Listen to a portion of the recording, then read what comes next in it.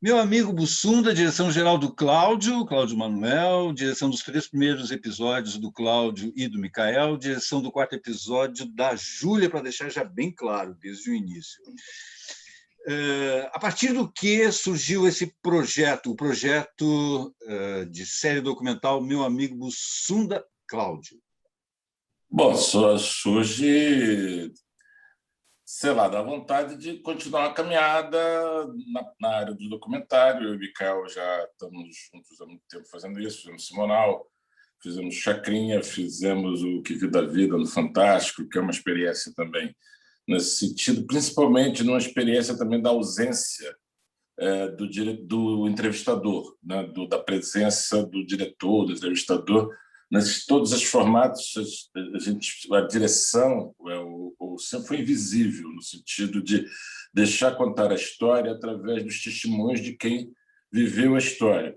Tinha um certo desejo de experimentar uma coisa diferente, mas isso veio depois. Veio primeiro na vontade de fazer uma coisa sobre o Bussunda, por vários motivos. Primeiro, para relembrá-lo. Segundo, que o tempo tornava isso possível, porque antes o trauma, o machucado foi muito intenso, demorou muito tempo para você poder mergulhar nas memórias, nas lembranças, nos arquivos, rever pessoas, conversar sobre ele, conversar sobre a perda, sem ser um troço melancólico, sem um troço muito sofrido. Acho que o tempo foi necessário para se fazer uma série sobre o Bussunda com a cara meio do Bussunda, que fosse divertida, que as pessoas rissem, que as pessoas vissem, lembrassem ele com esse carinho.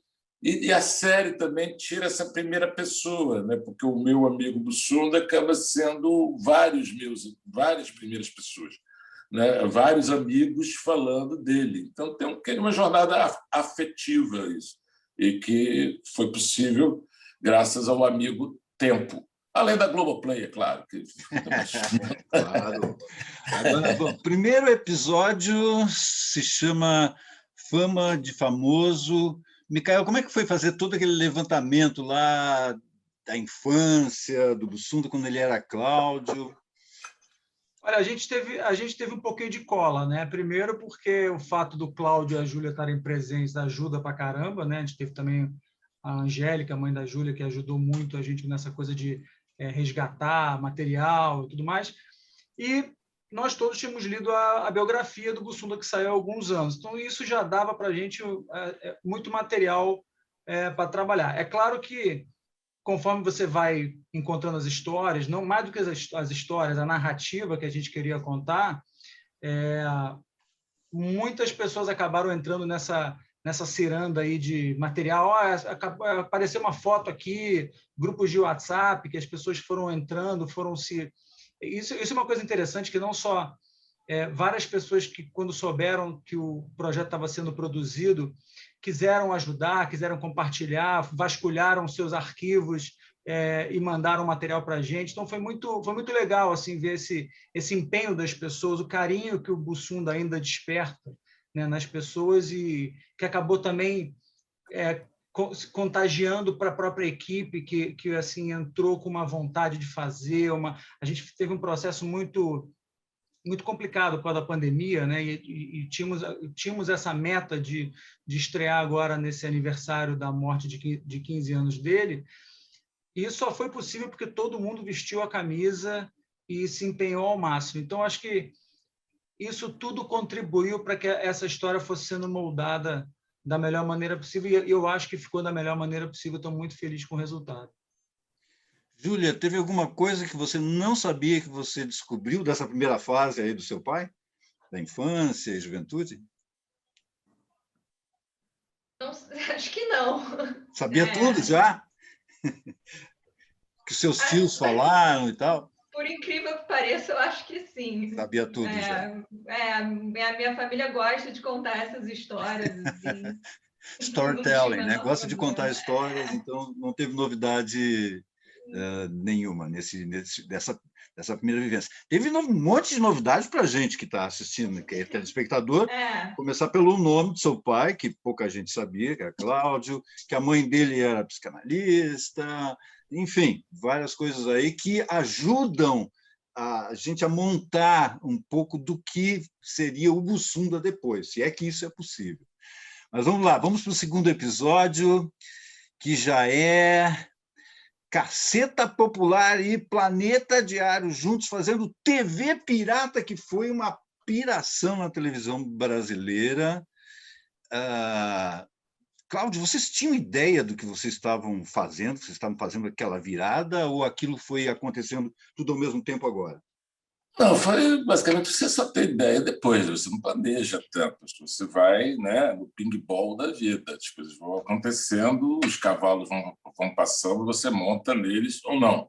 A gente já estava ali, né, numa cena onde muita gente estava, né, aquela na reabertura democrática, você teve o teatro, veio o besterol, teve os quadrinhos, teve a música com o movimento do rock and roll, né, Blitz, tudo meio também numa praia, ou assumidamente no humor, ou na vizinhança. Né? Isso ali veio desde a redemocratização, ali com Asdrubal, né? O Pasquim jogou muito isso mais atrás. Então, a gente estava ali nessa cena. Quando pintou a oportunidade do TV Pirata, onde se juntam várias dessas tribos, né? A gente tinha pretensões no sentido da idade, né? Da certa arrogância da propriedade, de fazer tudo diferente. A gente tirou a claque, né, do programa, foi o primeiro programa a não ter claque. A ideia de que a gente mexer com a televisão ostensivamente, né, criar uma TV própria. E eu sempre falo, era um momento onde você tinha acabado de ir embora a censura federal, o algoritmo ainda não tinha chegado, e o mainstream, que é a Globo, a maior produtora que fazia novelas, não sei o que, coisa, foi olhar para o underground, para trazer para o horário nobre, não foi para trazer para o horário 3 horas da manhã, para experimentar o cacete. Então, eu acho que foi uma janela do tempo, entendeu? Onde foi propício isso, e, obviamente, a gente não tinha mais pálida ideia que teria uma longevidade, digamos assim, na memória por causa da importância da história. Mas a gente estava motivado ali desde sempre para fazer barulho. E fizeram bastante barulho. Tem a questão de vocês, além da televisão, vocês se estrearam também como grupo musical, chegaram a lançar disco. E, Micael, você sabia dessa história? Eu acho que o Micael não vivenciou essa época aí. Engano. Fui no show do Canecão aos 15 anos. Você parece mais jovem, cara. Privilégio, pois é. Isso aqui Ele é mais jovem. Eu me cuido. Sou vegano, mentira. Não, eu tenho até hoje minha coleção de Caceta Popular e Planeta Diário. Assim, o Cláudio sabe disso. Minha relação com eles começou de fã mesmo, fã e consumidor assíduo. Tudo que saía deles eu comprava, tudo eu tinha e aí, no primeiro show, eu não tinha idade ainda para ir. O segundo, eu acabei indo até com meu irmão, que era mais velho, e um amigo dele. Mas eu me lembro exatamente daquela noite, eu me lembro como foi. Então, assim, tinha o disco, me lembro de ouvir as músicas do disco tocando na rádio. Essa parte toda eu experimentei, eu vivenciei isso. Por isso que, para mim, também, embora eu não tenha sido nem melhor amigo, nem seja filho, eu tenho uma relação muito especial com o grupo. Né? E para mim, então, também foi uma realização muito, muito pessoal poder participar desse projeto. Eu tenho disco até hoje, né? Preto com buraco no meio, eu tenho. E eu não lembro assim, ó. Eu não lembro, agora até peço para vocês levantarem, porque eu acho que no documentário vocês levantam isso. Foi questionado a questão da polêmica do nome do disco e a questão da música também, Mãe é Mãe, Paca é Paca, Mulher é Tudo Vaca. Isso na época, porque o humor era diferente, o Brasil era diferente, etc. E tal. Os chatos eram diferentes, os chatos eram outras pessoas. Hoje já mudou de chato, entendeu? Tem outros chatos. Mas várias coisas não são tão novas assim, né? Vamos lá, o próprio Mãe é Mãe, que é o Bussunda, teve A gente teve debates, eu fui com debates com o Bussunda sobre a questão com as feministas. A mãe do Bussunda já era feminista. O feminismo também não começou quarta-feira da semana passada, entendeu? Então, a gente já tem uma história, o próprio politicamente correto, sempre falei isso, num show nosso de 1990, há 31 anos atrás, tinha um número chamado Politicamente Correto, que era o nosso show era interrompido por 3 militantes, um negro, um gay e um homossexual, um gay e um índio. O Bussunda era o índio, o negro, obviamente, o Hélio, e o gay, obviamente, o Marcelo. Não podia ter feito o blackface, pô. Vocês perderam a oportunidade. Tá vendo? Deixaram passar. Tinha essa coisa que eles interrompiam o show, assim, do nada, os outros iam trocar de roupa, exigindo que se tocasse um repertório politicamente correto. Aí eles cantavam marchinhas de carnaval conhecidas, com letras alteradas. Então, o Bussunda cantava índio que é demarcação de terra, se não der, ele vai se organizar e lutar pela sua cultura. Eram essas bobagens assim, mas em 1990, tem 31 anos. É óbvio que isso não, com a ótica que se tem hoje, a Júlia chega até também no episódio que ela participa, dirige, com a questão também que, quando o convite, também tinha essa intenção, tinha um lado afetivo, no sentido de continuidade, de ela ser filha do Bussunda, mas também tinha um lado, vamos dizer assim, efetivo, de você trazer para a narrativa algo além da morte dele, posterior à morte dele,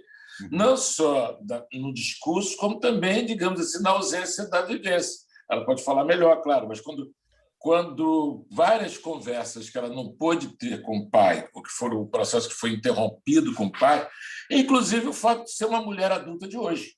E ela era uma criança, né, não adulta, uma menina, criança de 15 anos atrás. E esses 15 anos, muitas coisas mudaram. Entendeu? Assim, é óbvio que você tem uma ótica de hoje sobre uma revisitação do passado, sempre parece um pouco superior, um pouco assim elevada, quando é complicado, porque certas discussões simplesmente não existiam ou não eram frequentes. Mas é isso aí, continua, estou falando para caramba, fala. Eu vou chegar na Júlia, porque evidentemente a gente vai focar lá no último episódio, né, Júlia? Mas só para terminar sua pergunta, desculpa, é que eu acho que teve um barulho, sim, mas acho que foi muito mais local, foi muito mais no Rio de Janeiro. Aqui teve um jornal, O Dia, que chamou um grupo de pesquisa de cultura negra para ouvir o disco e implicaram com a capa, porque a capa tinha um negro com furadeira e chamava Preto com buraco no meio. E tinha uma piada prévia, porque durante as gravações a gente já estava com esse negócio dessa fama de famoso, já tinha um negócio por causa do show, como é que vai ser o disco? Como é que vai ser o disco? Como é que vai ser um disco de piada? Então vai ser o disco do show. Aí tu fala, o disco vai ser Preto com buraco no meio, que era o LP, era o que existia na época.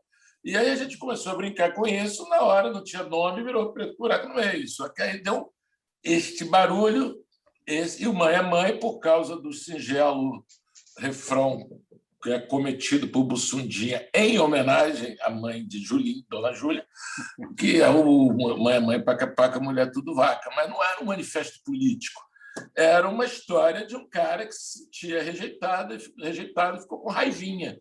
Não era um decreto. Mas isso.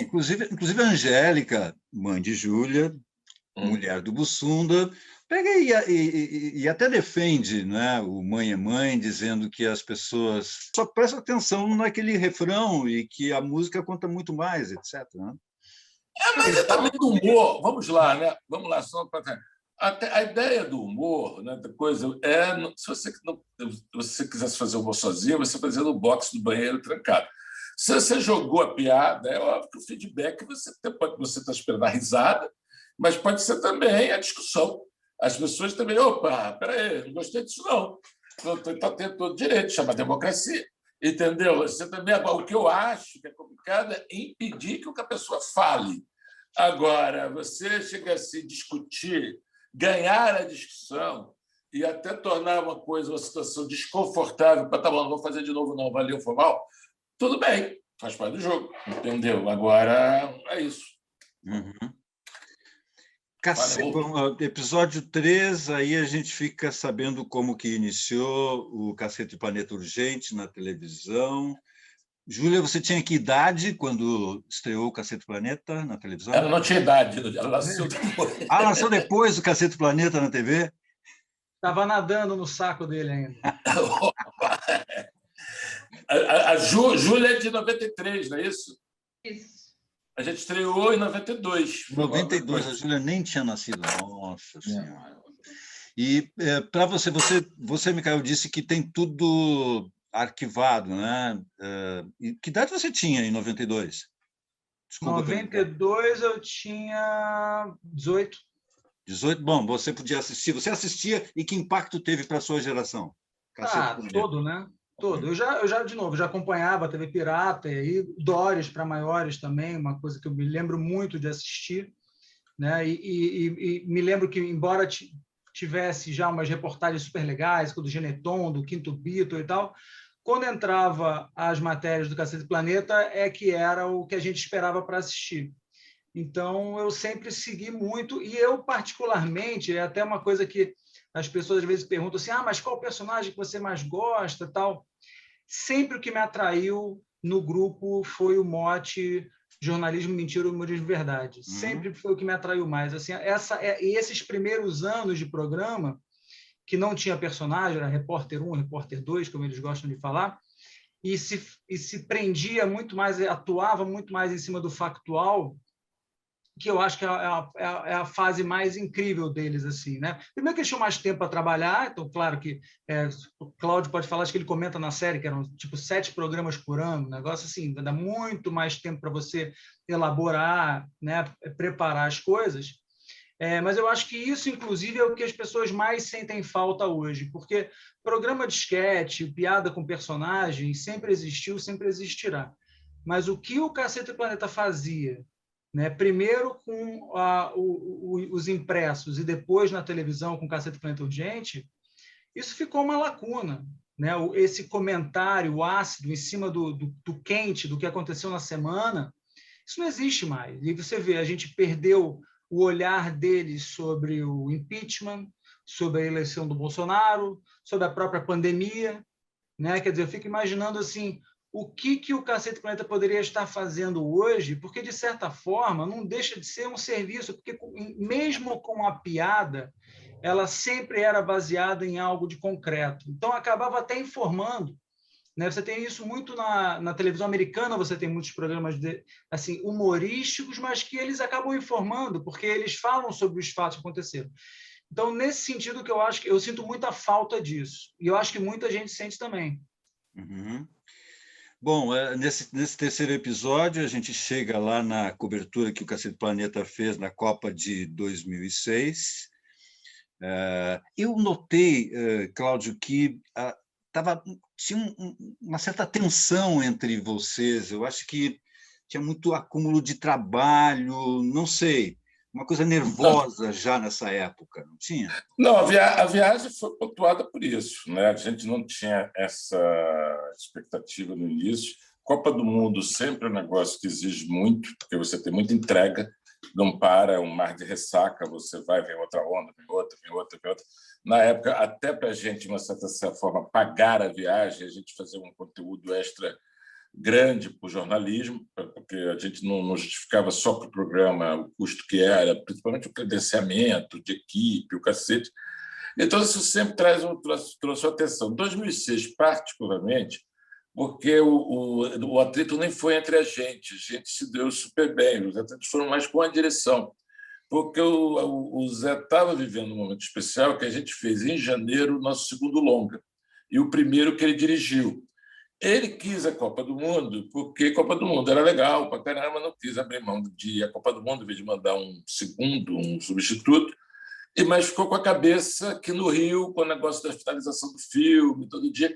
Eu acho que ele, nesse esgarçamento, ele deu uma certa colapsada emocional.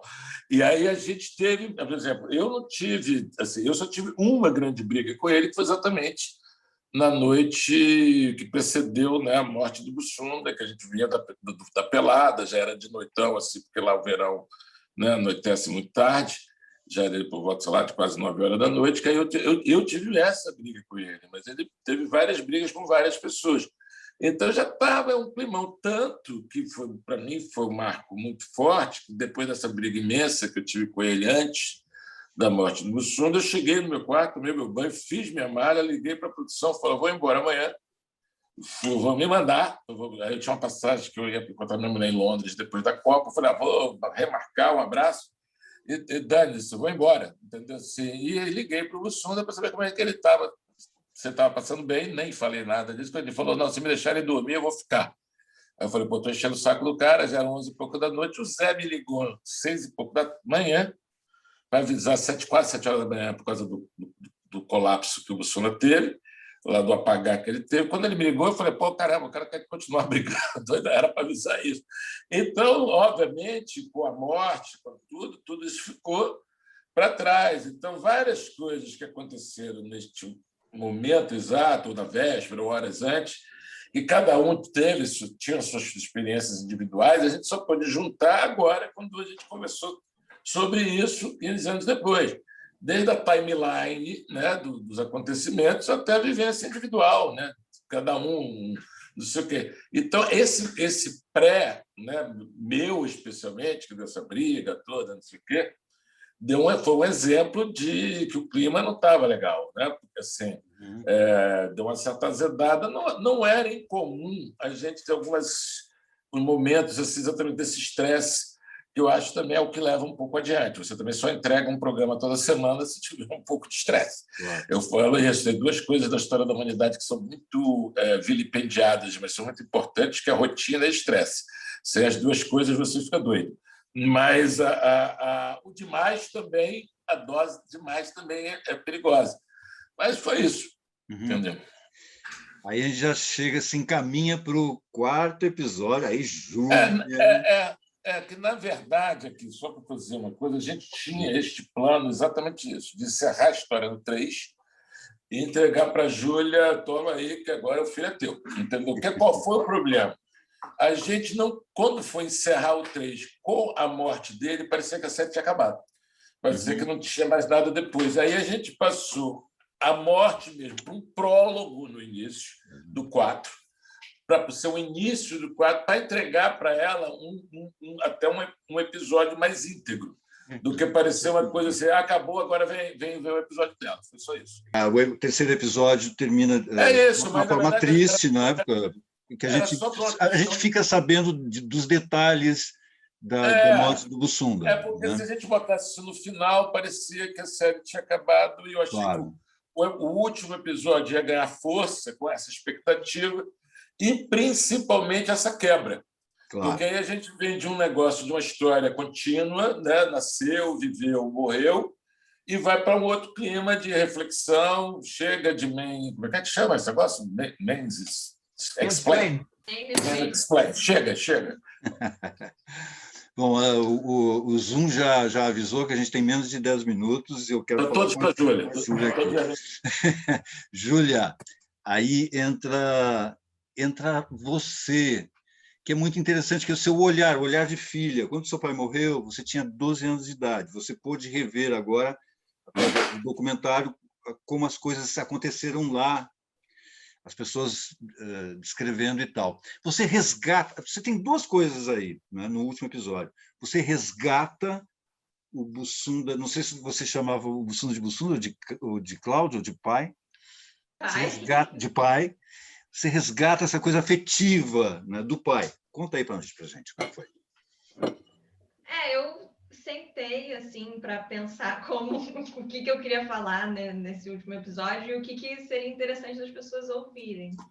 E aí eu lembrei disso, assim, do Zen Bussundismo, que era realmente como os amigos chamavam o jeito dele de ser. E achei que seria interessante também, assim, pelo momento que a gente está hoje no Brasil e tudo, que a gente poderia aprender, né? Por que a gente ainda está falando do Bussunda? Podia aprender alguma coisa ainda com ele. E aí pensei nesses mandamentos, né? Nessas regrinhas que ele falava, que eram frases de efeito também que ele falava, e que ele me ensinou, assim, tentou me ensinar, pelo menos. Eu sou mais estressada e ansiosa do que ele. Então, conjugar o verbo, por exemplo, é algo difícil para mim. Mas ele tentou me ensinar e eu acho que a gente podia aprender um pouco com isso. E aí tem vários mandamentos, entre eles tem um nome a lazer, né, que é muito legal, e o outro que a gente pouco sabia também é hei de vencer mesmo sendo legal. Né? Exato. Ele fez com a minha mãe, porque o pai dela era professor, e aí tinha aquele adesivo de hei de vencer mesmo sendo professor, e aí eles resolveram, se juntaram e falaram, não, a gente vai vencer mesmo sendo legal. E é isso, assim, essa é a filosofia de vida realmente, essa é da minha família inteira. É a que eu, minha mãe e meu pai seguimos. O que tem de legal também nesse quarto episódio, Júlia, é que você, que é dessa geração, você vai e pergunta para sua mãe o que era aquele humor, porque a sua geração não entende, e você mesmo fica um pouco contrariada, né? Mostra isso no documentário, daquele tipo de humor que hoje poderia ser dito como sexista, homofóbico, racista, enfim, como é que você elaborou isso? Era uma discussão que eu tinha que ter mesmo, comigo mesma até, por isso, porque quando ele morreu eu tinha 12 anos e eu via Cacete do Planeta, mas era isso, não entendia tudo, assim, e aí eu cresci, e eu não sei nem se é de não entender o humor, é mais, acho que o humor mudou, né? E as coisas que eu acho engraçadas são diferentes, assim. Às vezes as pessoas falam que eu estou problematizando o humor do meu pai, não. Mas, assim, eu acho outras coisas engraçadas. Então, eu olho e realmente algumas piadas eu fiquei assim, putz, mas será que meu pai pensava assim? O que isso significa, né? Do pensamento do meu pai? Acho que porque minha avó era psicanalista também, tentando pensar nisso. Então, eu tinha que ter essa conversa de... Não, assim, o meu pai era feminista, né? Ele sempre me apoiou a ser o que eu quisesse ser, nunca tentou me barrar, nunca tentou fazer nenhum discurso de você é a mulher, então não pode fazer isso, nem, não pode sair com essa roupa, sei lá, ele nunca tentou fazer nada disso. E eu acho que isso, o humor era uma coisa e ele, como pai, era outra. Eu acho que eu precisava colocar isso, assim, ter essa discussão e colocar isso na arte para entender e falar, tá tudo certo. Claro. Eu acho que é bem legal que você conversou com o Porchat, né? E o Porchat dizendo que é injusto analisar o humor descolado do seu tempo, né? Acho que isso define tudo ali. Eu também acho. É exatamente isso, assim. E é isso, para mim e para algumas pessoas da minha geração não tem mais graça. Para mim é isso, assim, não tem mais graça. Não acho engraçado. Não é porque é ofensivo ou problemático, qualquer coisa, é só não acho engraçado. Mas é isso, é descolado. Eu acho que algumas coisas pontuais hoje pode parecer ofensivo, mas, cara, eu vi todos os 4 episódios, eu morri de rir de novo, de toda a turma. Tem isso que é muito legal. O Bussunda era uma figura ímpar, mas era um trabalho de equipe. Né? Cacete e Planeta era um trabalho de equipe, e eu acho que o documentário mostra bem isso, né, Cláudio? Para a gente encerrar. E eu acho que tem uma coisa também, é isso, que eu acho que o Bussunda, no caso, ele é um cara muito atento às coisas daquela época. Quando a gente meio assim errava a mão, qualquer coisa, o Bussunda era um dos primeiros. Ele falava, pô, tá pesado, não precisa, não sei o quê. Só que os critérios eram outros, entendeu? A gente não era desatento às questões. Pelo contrário, eu falo isso, nós fomos os primeiros programas de humor mainstream a botar o povo brasileiro de protagonista. A gente foi fazer humor na rua, a gente subiu o Palácio do Planalto, a gente encheu o saco de presidente da República, de governador, fomos processados por tudo que é PM do Estado, dos estados. Entrevistaram o deputado Jair Bolsonaro. Antes do CQC, antes dele ser famoso, antes do primeiro mandato. Então, assim, então, tem várias coisas que a gente foi lá com o megafone na porta do Congresso do Senado, falar compra o deputado, compra o senador, não é porque a gente tinha essa coisa do deboche. Só que o deboche, naquela época, era uma época que ainda não tinha tantos contornos, e nem tanto feedback. Eu sempre falo isso, para um cara reclamar de uma piada do TV Pirata, ele tinha que ir no Correio, meu. Ele tipo, haja reclamação. O cara tinha que escrever a carta, ir lá, pegar fila, pagar selo. Porra, entendeu? Era mais difícil. É isso. Deixa eu só deixar uma coisa clara também, assim, quando eu falo que eu não acho... Algumas piadas eu não acho engraçadas. Tem outras que eu rio até hoje também. Claro. Algumas piadas o Bussunda não ia achar engraçado. Tenho certeza absoluta. É isso, muda o tempo, né? Eu não acho. Eu fui ver as revistas Caceta. Tem umas horas que eu disse assim, caralho, rapaz, mas esse cacete. Mas tudo bem, cara. A gente tinha 20 anos de idade, velho. Claro. Mas aí eu acho que entra uma coisa assim, entra uma cobrança também em cima do humor. Assim, vamos lá, fazendo uma analogia assim, na cultura pop, sempre fui muito ligado na cultura pop, eu assistia muito Ultraman, Ultra Seven e tal, e eu sempre ia falar, não, porque é National Kid. Eu achava aquilo sem graça, National Kid, aos Incas venusianos, um troço preto e branco, nunca me... Mas para aquela geração era incrível. Agora, vai falar mal de National Kid, não, hein, meu irmão? Mas eu não vou ficar falando mal de National Kid, que o National Kid fez mal às crianças. O National Kid foi a melhor coisa que já existiu no planeta Terra. Tá vendo? Isso aí, National Kid não tem que ser enterrado e escondido das pessoas, porque os gostos mudaram. Então, assim, é a mesma coisa, o Oscarito, tá, beleza, Oscarito, eu assisti o filme do Oscarito agora, algumas coisas eu vou achar engraçadas, outras eu vou achar datado, mas eu não vou condenar o Oscarito ou as pessoas que gostam do humor dele. Então, acho que tem que tomar um pouco de cuidado com isso, porque acho que o humor hoje em dia está muito sob a mira, né, de alguns grupos, e eu acho isso muito perigoso, porque começa pelo humor, mas daqui a pouco vai transbordando para outras áreas, né? Mas é isso. O Zoom vai nos cortar e eu quero dar os parabéns para vocês. Valeu, obrigado. Muito bom. Eu adorei.